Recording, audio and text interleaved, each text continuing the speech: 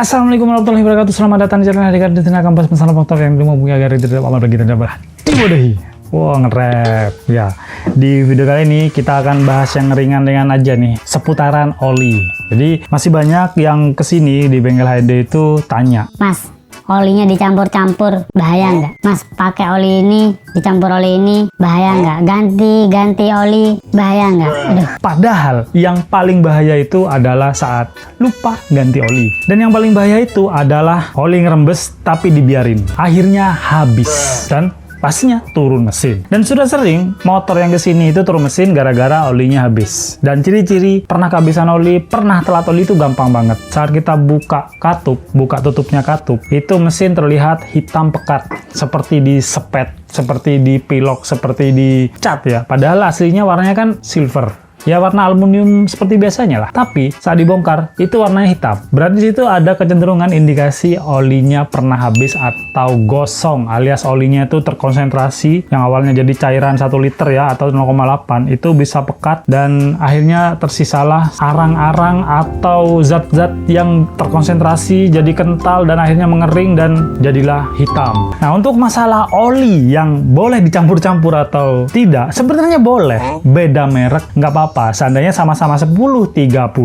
dicampur dengan merek B1030 juga nggak apa-apa. Seandainya kan sekarang oli ini lagi harganya nggak ngotak ya. Dari harga 50 pindah ke 75, 80, bahkan ada yang naik itu 50% naiknya. Jadi sampai hampir susah dijangkau untuk oli-oli yang bagus ini, seperti oli-oli full sintetik yang dulunya harga 75 sekarang 100 lebih. Jadi ya wajar lah timbul opsi-opsi ingin mencampur. Nah, ini nggak apa-apa, kalian tuh campur aja yang SAE-nya sama ya, 1030 campur dengan 1030, atau yang 1040 agak kental campur dengan 1040, 2040 dengan yang 2040 juga. Jadi gimana? Sudah paham belum? Untuk yang campur-campur gini. Jadi beda-beda merek nggak apa-apa. Yang penting SAE-nya atau kentalannya sama. Jadi biar seandainya kampas koplingnya itu yang model basah ya, kayak bebek, itu kan kampas koplingnya basah. Nah, kalau seandainya dicampur-campur, ada yang encer, ada yang kental. Itu nanti kampas koplingnya cenderung selip, cenderung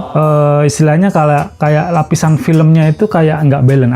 Ada yang besar, ada yang kecil. Jadi kayak yang nggak balance gitu. Jadi akhirnya bikin kampas kopling itu selip dan boros bahan bakar pastinya. Untuk yang kopling basah. Beda dengan Matic ya. Matic tuh bebas-bebas aja sih. Soalnya Matic kan emang kampas koplingnya itu ganda ya, kering. Jadi nggak ada hubungannya sama oli yang dicampur-campur. Tapi ada juga nih hubungannya. Biasanya keraknya itu nggak rata. Istilahnya bikin kecepatan nggak stabil. Kadang berat, kadang ringan. Malah kalau yang dicampur dengan oli yang jelek, seandainya encer campur kental, encernya ini oli jelek. Saya nggak mau bilang mereknya apa. Soalnya takut dikira jelek-jelekin merek ya. Itu bisa bikin suara kasar. Soalnya kan yang biasa pakai oli kental terus pakai oli encer dicampur ya. Itu bisa bikin suara kasar. Dan alangkah baiknya kalau sudah pindah ke kental itu tetap kental. Seandainya 1040, ya itu 1040. Jadi nggak boleh naik turun. Seandainya 1030 karena oli yang murah rata-rata kental ya, pakai yang kental lah. Jadi yang awalnya ringan jadi berat. Yang awalnya berat pakai encer jadi kasar. Jadi rututannya seperti itu. Dan untuk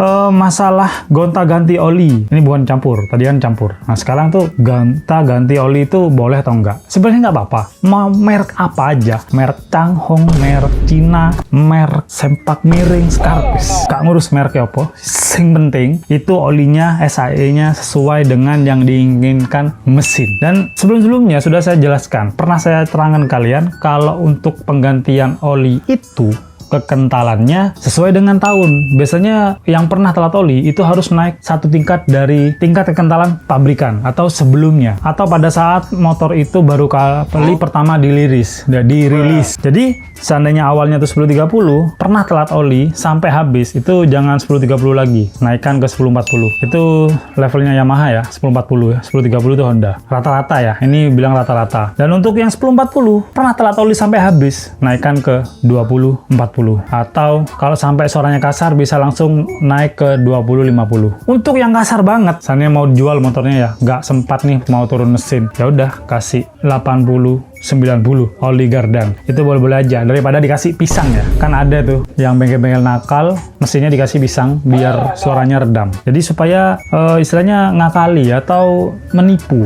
Tapi menipu di HND ini bukan menipu, tapi menyesuaikan oli sesuai dengan yang diinginkan mesin. Kalau mesin pernah telat oli, apalagi mesin-mesin lama ya yang sudah umurnya 10 tahun ke atas, itu minimal pakai 1040 atau 2040 lah. Atau rata-rata kalau motor persneleng yang sudah usianya 20 tahun atau di bawah atau di atas 10 tahun itu bisa pakai 2040 atau 2050. Dan kalian jika tanya mereknya atau grade olinya itu apa, ya tidak jauh-jauh dari MA, MA2 dan MB. Jadi untuk MA dan MB ini jangan sampai salah pilih ya. Sebenarnya kalau untuk motor matic bebas mau pakai MA atau MB, tapi eman lah. Eman rek, kalau seandainya matic pakai yang MA. Soalnya MA itu khusus untuk kopling yang basah. Emang didesain untuk biar kopling itu nggak selip. Jadi kenapa ada MA? Ya karena untuk kopling basah. Nah jadi kalau seandainya ditaruh ke matic, meskipun nggak apa-apa, eman. Seandainya motor matic ini kan motornya emang didesain untuk motor yang cenderung lebih panas daripada bebek ya, yang mesinnya di luar. Matic kan di dalam tuh, di kekep mesinnya. Jadi untuk tipe mesin matic yang panas ini, jadi lebih baik olinya yang MB. Jadi yang lebih licin. Jadi kalau seandainya kalian tahu ya, kalau mesin lebih panas, tambah panas, itu tingkat kelicinannya itu berkurang. Kalau kalian nggak percaya, coba panasi oli 1 sendok. Atau panasi yang emang kalau kalian eman sama oli ya, minyak goreng. Minyak goreng semakin panas itu semakin encer. Sama, oli juga. Beda dengan oli sintetik ya. Kalau full sintetik itu memang didesain stabil saat suhu tinggi. Makanya olinya lebih mahal. Untuk yang masalah lebih panas terus lebih encer ini, itu yang ditakutkan untuk tipe-tipe matic. Makanya pakai MB. Makanya diharapkan dengan semakin panasnya mesin matic ini, saat pakai oli tipe MB atau oli yang mengandung molybdenum atau pelicin lebih, itu diharapkan saat panas gesekan minim terjadi. Ya meskipun ada, tapi minim. Kalau pakai MA, pasti gesekan banget karena MA. Meskipun nggak apa-apa lah pakai MA. Nah, kalau untuk motor persneleng nggak boleh pakai MB. Kenapa? Ya karena MB itu licin banget. Kalau seandainya dipakaikan ke motor yang harusnya pakai yang MA atau persneleng atau kopling basah, itu dikhawatirkan akan terjadi selip pada kopling dan akhirnya bikin tenaga loyo, ngempos, dan bahan bakar jadi boros. Jadi video kali ini semoga kalian lebih paham lagi, lebih detail lagi masalah seputaran oli, atau mau kalian campur-campur, mau kalian mix, mau kalian gonta-ganti merek, terserah kalian. Itu urusan kalian, urusan keuangan kalian. Karena emang kondisi perolian atau perminyakan atau perdagangan otomotif di Indonesia sekarang ini itu lagi sedang nggak stabil ya, karena ya efek itu bapak-bapak atau mbah-mbah tua yang suka perang itu ya kita nggak tahu masalahnya apa, kok kenapa mereka bisa ribut, jadi bikin ekonomi jadi agak nggak stabil, bikin semuanya jadi mahal. Tapi ya nggak apa-apa lah, yang penting kalian sudah mengantongi ilmunya seputaran peralatan motor, terlebih di bagian oli. Semoga video ini bermanfaat dan jangan lupa bersyukur hari ini. See you next video.